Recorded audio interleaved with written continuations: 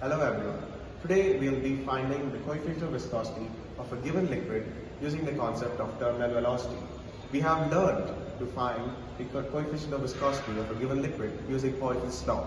However, today we will be utilizing terminal velocity to... Right now, for our experiment, we will be require 1000 centimeter cube of flask containing 1000 centimeter cube of water. We'll have 6 different balls of 3 different sizes, big, medium, small. To measure the diameter of each ball, we'll require a micrometer.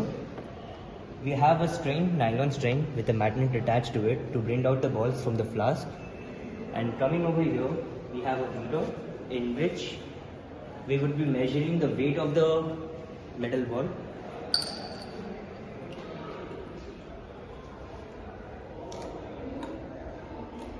And we have a timer stopwatch to calculate the time. Following experiment, we'll be using terminal velocity formula, which is Vt is equal to 2r square g rho minus sigma by 9 mu, where r is the radii of the ball, g is the acceleration due to gravity of Earth, which is 9.81 meters per second square, rho is the density of the ball, sigma is the density of the given liquid, which is pure distilled water, and mu is the coefficient of viscosity of the pure distilled water.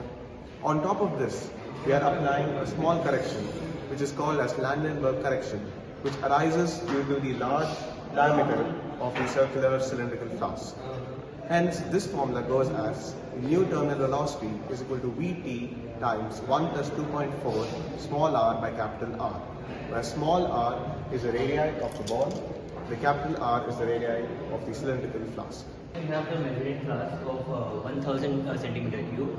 With the measuring scale, we have measured that the whole length is 35 centimeter. We have taken a medium sized ball and will be dropping it from the topmost corner and will record the time.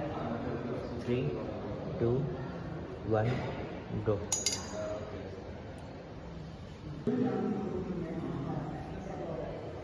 So we recorded the time. Now we were supposed to use this nylon string, but hence we found a strong magnet, so we will be using that.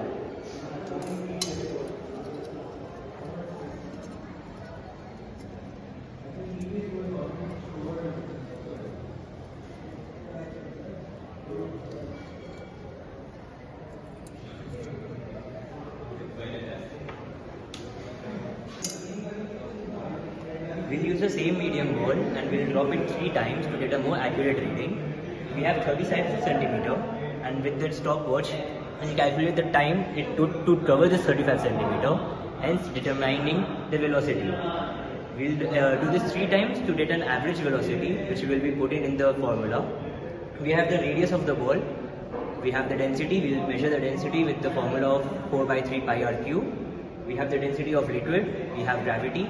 The only unknown factor that will be remaining is the coefficient of viscosity, and hence with putting all the known data in the formula will determine the coefficient of viscosity. After we find out the 3 similar values of coefficient of viscosity of the given water, we take the average value and we get the most probable coefficient of viscosity of a given pure distilled water. This is one part of the conclusion. The second conclusion is the comparison between the respective terminal velocity of the balls with the radii square. If we see in the given equation, V is equal to 2r square g rho minus sigma by 9 mu, we see that terminal velocity of a given ball is directly proportional to square of the radii. Hence, when we plot a graph between the terminal velocity and square of the radii, we get a linear graph.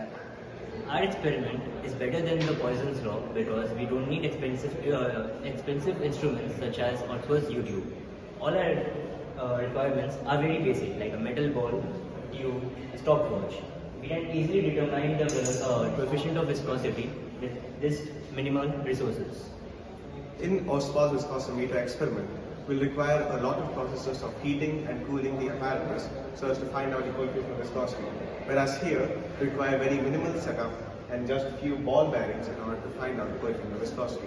Hence, our experiment is much more fun and much more interactive for students to perform and to find out the most accurate value of coefficient of viscosity of a liquid.